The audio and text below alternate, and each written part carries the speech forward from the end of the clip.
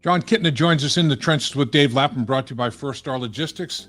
Kit is a football lifer, played double-digit seasons in the National Football League. He had success at every single level of football, playing the quarterback position. And in typical Jon Kitna fashion, he's given back to the game, now coaching at the high school level. He was quarterback coach for the Dallas Cowboys for a while and could have coached in the National Football League for as long as he wanted to, but he wants to impact lives of young people. And to listen to him talk about that is very worthwhile. You're going to really enjoy it.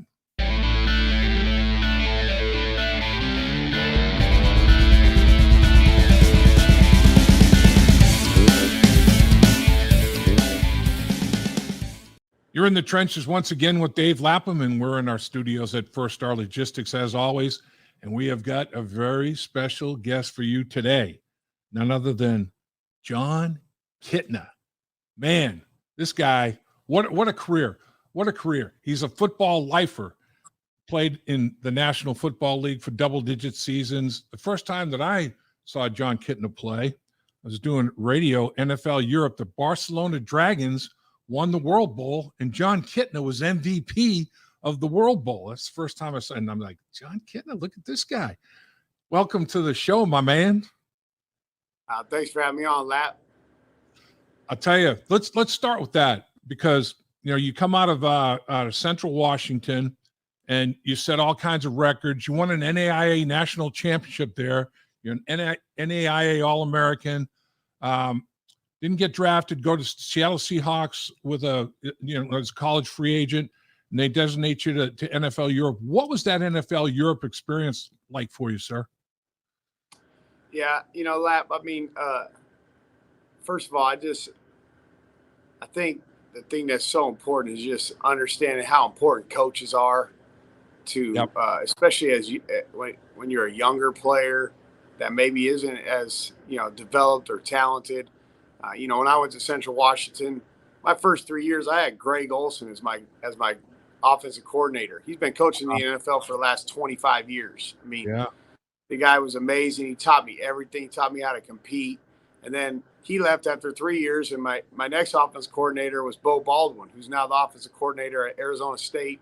He won a national championship at Eastern Washington at FCS level. And so, what a great opportunity I had with coaches like that. And then I go to, Dennis Erickson sees something that no one else saw when he was coaching with the Seahawks and gave me a chance to get my career going with Seattle. And then he sent me to the World League where I get to run into Jack Bicknell and Dick Curl.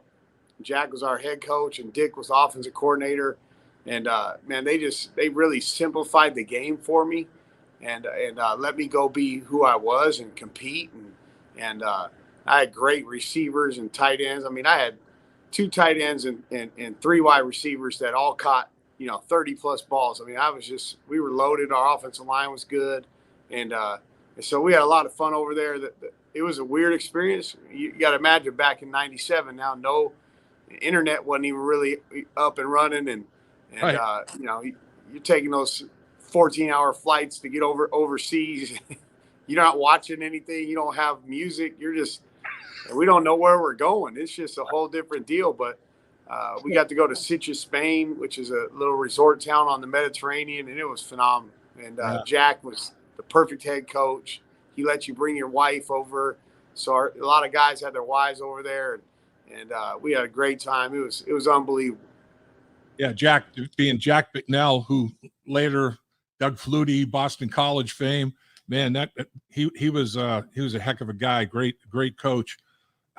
Tell me a little bit about the Dennis Erickson thing, because I think I read where he was trying out his nephew or something as a receiver, and you were throwing the football, and he's like, who the heck's this kid throwing the football? And Dennis Erickson's like, is that when he found you, Kit? Yeah, so his nephew transferred from Fresno State. Dennis was the coach at Seahawks, and his nephew transferred to play his last year at Central Washington. Okay. And he was phenomenal. This guy's unbelievable. And he clearly didn't belong at Central Washington University. And he was a running back, and he was great. But Coach Erickson, he made it to a couple games, but I don't think that was the deal. He was just trying to do us a favor.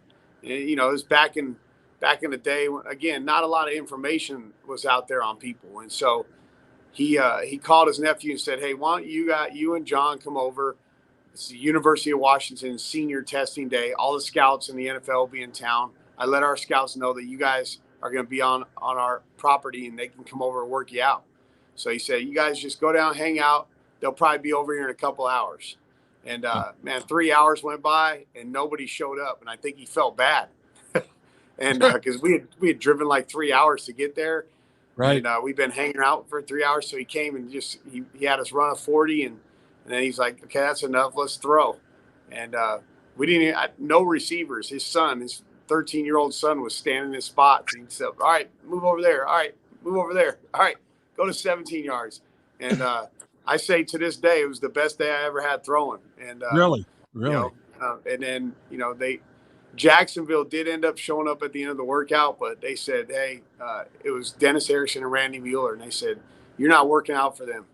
And so they brought me back a couple weeks later, and I worked out again. Now I have receivers, guys that were in the workout program, and it went okay that day. It wasn't as good as the first day, and then they signed me as a free agent. That's unbelievable, man. Your career highlights. I mean, you were all league 3 times in your high school playing career. NAIA All-American, NAIA National Champion, like we talked about, World Bowl champion, World Bowl MVP of that championship game. You were comeback player of the year in the National Football League. Of all the accolades, all the awards, which one's the most meaningful to you, if any? Of all of them, to be honest with you, Lap, of everything that you said, it's not one that you said. It would be being Carson Palmer's backup. Really? Wow. I mean, it's when I realized I really was called to coach, because watching him succeed and watching him develop was more fulfilling than anything I went through myself. And I remember when we beat Baltimore, I believe it was 2004, his first year starting. And when we beat Baltimore, I think in Baltimore, and just the feeling of gratification I had of watching that guy and seeing him grow, that was everything to me. And then I would say from there, it's probably being at Lincoln High School coaching in 2014, and our team went to the playoffs. And this is a group of kids that Title I school, 83% of them are below the poverty line. 86% don't have a dad at home. Wow. And there was a 3-year culmination where we went to the playoffs and we went 3 rounds deep, and they beat some perennial, contenders for the state championship, one being O'Day High School, who had Miles Gaskin as their running back. Yeah. And seeing the pride in our community, that was a pretty big deal. I mean, it's incredible. You play in the National Football League for the length of time you did. You coached with the Dallas Cowboys as a quarterback coach. A lot of people would be like, "Man, why don't you coach in the National Football League?" But your love obviously was at the high school level. You've been a head coach at, a couple of different places, been successful. I mean, you've won a hell of a lot more games than you haven't. There's no doubt about that. I know you're a man of faith and just one of the greatest guys I've ever known. Impacting young people, is that the biggest objective in your mind? Yeah, it's because of guys like John McCrossin, my high school basketball coach, and Cookie Kidsman, my high school math teacher, who impacted my life in such ways that, I just realized that's where I get my most fulfillment. And my wife is an educator and a teacher herself. She coached the high school level before we had kids, and it's just, I don't know. I just think of the impact you can have at that high school level is so immense when you're really trying to, I call it partnering with parents in the endeavor of helping these young men navigate the crazy waters that they walk through and or swim through, I guess. And so, I've had those opportunities, plenty of opportunities to stay in the NFL, coach in the NFL, college. Yep. Heck, had an opportunity to jump back in with the XFL when they rebooted this spring and actually be a head coach in that league. And but I just feel like God has put this calling on our lives, my wife and I, and really my family, and we enjoy it. We enjoy, building programs and watching young men become real men, and so it's really a calling that God's put on our life. And I don't know how long it's going to be. I just know that it's what really has driven us as a family for the last 13 or 11 years, I guess. I'll tell you, I admire you, and I admire what you're doing, because I can remember every single coach that I had in high school. Whip Halleck, Jerry Callaghy, Lou D'Alessandro, Dan Blanchard. I mean, the list goes on and on. Every one of those guys, and like you played football, basketball, baseball, all these different sports, these coaches, and like you were talking about, when you have really quality coaches, instead of a guy that, is going to tear you apart and tear you down, or guys that are building you up and helping you grow, man, those guys stay with you for the rest of your life. I remember things that they said and lessons they taught to this very day. And, I admire you. It's amazing. You are influencing and impacting young adults at the most critical time of their lives, man. Yeah. And again, it's a huge blessing. It's a huge responsibility, as you said. I don't know that, I'm not going to comment on other coaches. I just know that there's a guy out there named Joe Ehrmann. You might remember that name. I played with him at Syracuse. We were teammates. Yeah. Unbelievable. Well, he played with the Colts. Yeah. Yeah. Well, they did John Garrett, actually, in 2002, when I was with the Bengals. He was coaching tight ends. He gave me a book at the last day of the season. We were cleaning out our lockers, and it was called Season of Life. Yeah. And it was a book, and it found Joe Ehrmann in there. And then he kind of founded this idea of transformational coaching, coaching young men from the inside out, and really paying attention to their character and really trying to invest in that. And that's really what I've been trying to do. And Joe is kind of the pioneer of it, and that's the philosophy that we've tried to adopt. Oh, that's amazing.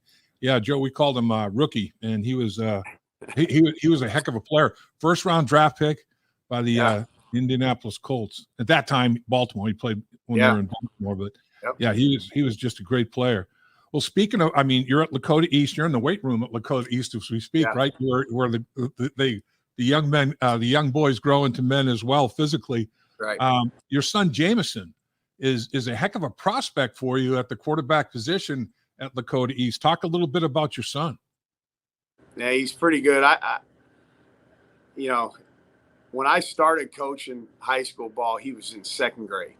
Wow. And he was, we weren't trying to let him play tackle football at that age or anything like that. Well, he would go to my other son's practice, who was in fifth grade. And, I'm already at my own practice. My wife is taking him. After a couple of days, my wife's like, I lost Jameson. And next thing I know, I'm looking for him, and he's out there in the drills. And so and this is him now. I think he has a future as a lawyer or an agent or something, because he loves to persuade people. And he talked my wife and I into letting him play football. They didn't have a second grade team, so he played for the fourth grade team. And we specifically told the coaches, he said, listen, we're going to let him play. You put him out a receiver. Don't ever throw him the ball. Just keep him away from everything. And that didn't last very long. He's been running our system since second grade. He loves it. He loves the process of quarterback. He's all about his teammates. He's a true dual threat.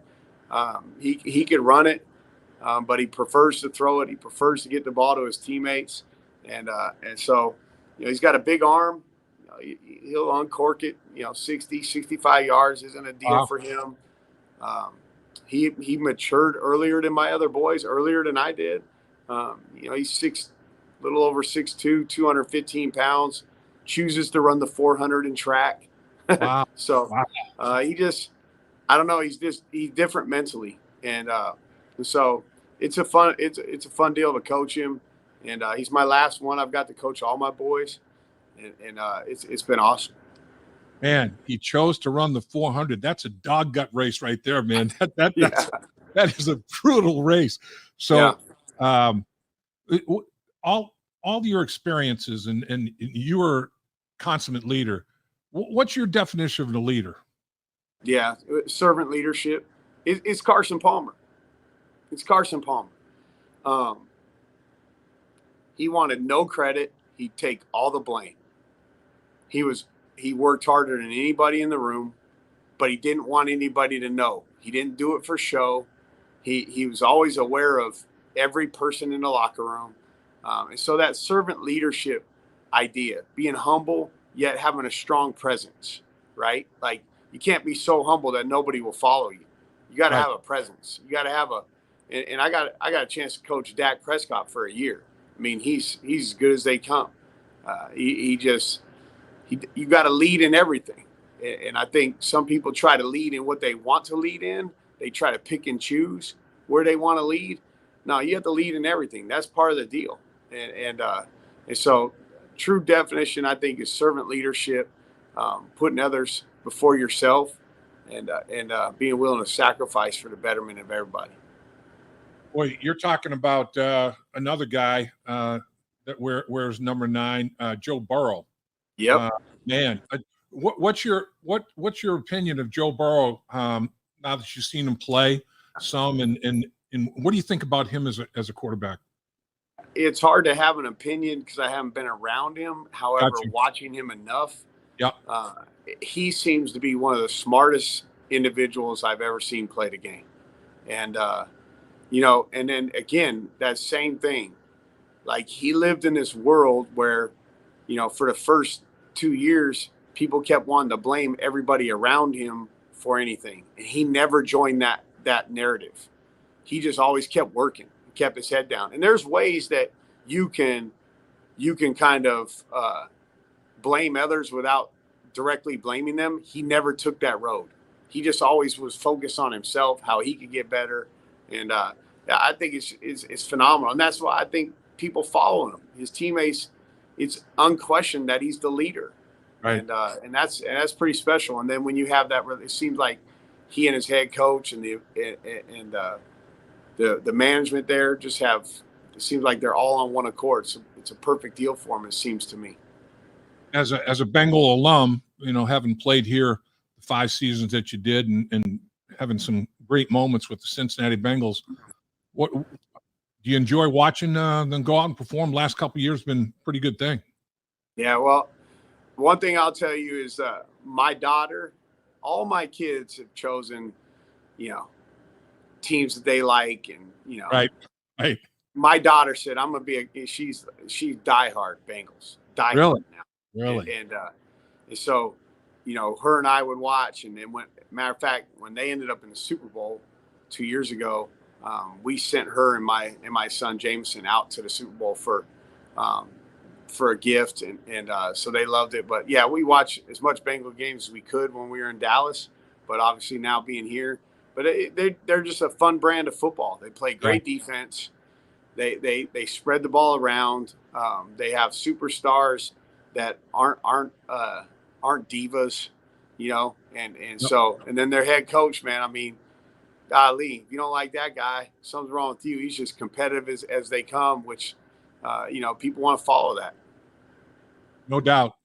So a former teammate, Willie Anderson, he's going to be up at Lakota East, the end of the month, next week, doing his offensive line academy camp. And Willie, I remember Willie, talk about loving a teammate. Willie Anderson never say enough good things about Jon Kitna. And he goes, Lap, I'm telling you, man, I don't care. You go to anybody in this locker room, they're all going to say, Kit's right at the top of my favorite teammate list, man. Everybody loved Kit. So you guys are going to be working together a little bit at Willie's camp. What's happening there? Yeah, he's one of the best O-line trainers in the country. And, obviously went through some health stuff that was pretty dire for a while, but I saw him a couple weeks ago. He looked strong. And so, we got the opportunity here at Lakota East for him to come and bring his big man stuff here for a couple of days on the 30th and 31st. And you know, he came to me, didn't have to convince me or anything. Number one, because how much I love Willie, but number two, when we build our programs, when we build our high school programs, we invest heavily in our offensive line and defensive line. We know that the game doesn't really matter. It's the title of your show, In the Trenches, right? Like, it doesn't matter what level you're at. You better be good in the trenches, or else you're just a house of cards.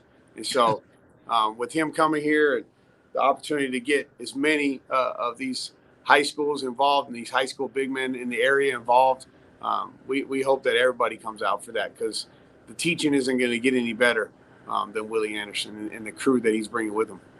No question about it. I mean, Big Willie, man, not only physically gifted, but I mean, as good a technician and understanding, you know, the game of football up front, everything that there is to know, every little detail, every little nuance. Willie's on top of it, man, big time. Yeah, no doubt. So what kind of offense, defense can fans expect out of Lakota East when you guys tee it up this fall? Yeah, well, first of all, fortunately on my defensive side, I'm just incredibly blessed to get Rodney Heath, who I played with for 4 years with the Bengals, and Darren Chenault, guys who have been in this area and coached high school football for a long time at a really high level. So they're running our defense, and the one thing I'll say about that is it's going to be an attacking style of defense where, you know, you're gonna have 11 hats showing up at the football on every play, and so that makes it fun. Offensively, I tell our kids all the time, watch games on Sunday, because you're going to see our offense, and inevitably that's what they'll do. They'll be in a group chat and they're like, they just ran Cyclone, or they just ran Bullets, they just ran jailbreak for a touchdown, and so that's really we take the pro level and then kind of dumb it down a little bit and make it as simple as possible for the high school level. But that's really what it is. And you know, we'll use 2 tight ends. We'll use 3 tight ends if we have them. We'll use 5 wide receivers. We'll use a fullback. We'll use 2 running backs. We'll use some quarterback run stuff. We'll throw the ball down the field. We'll use a screen game. So we really try to think that, you know, what are we on offense is we're whatever we have to be. Whatever, you know, the kids who walk through that door kind of dictate what we're going to be. Yeah, I love it. Love everything about it. And there's no doubt in my mind that you're going to have a very, very long and prosperous run up there at Lakota East. And I'll tell you, all the kids that are playing for you, Jon Kitna, are lucky and very, very fortunate. And boy, it's nothing better for a parent than to know that their kids are in the hands of a guy like Jon Kitna. Congratulations to you, sir. Well, I appreciate it. And, you know, again, I never thought I'd be coaching high school football in Ohio. I'm super excited about it. I got a great principal and a great athletic director, Jill Myring, and her assistant, John Mason. And as you know, Lakota is one of the finest school districts, not just in Ohio, but in the country. So we're fortunate to be here and look forward to building something that's going to be sustainably great over time. Well, I'll tell you, the area is fortunate to have you and your family here as well. So can't thank you enough. Appreciate your time. Thanks for carving time for us. It was a blast, man. It was well spent time. Appreciate you. Thanks for having me on, Lap. I appreciate you. Dave Lapham here, and every day I am grateful for my experience to have played professional football. As a player, I realized self-motivation, leadership, and appreciating your teammates are key. At First Star Logistics, you can use those same attributes to create the life you want for you and your family. Build your future by working hard like I did. You'll see results both on and off the field. Call First Star Logistics today and be part of our winning team. Hey there, everybody. I'm Dave Lapham, and we do a podcast called In the Trenches with Dave Lapham, brought to you by First Star Logistics. And if you want to hit the like button on when you're reserving any video, that'd be a good thing to do. And if you want to subscribe and not miss any videos, make sure you do that, because we are going to try to cover the Cincinnati Bengals every way that they can be covered.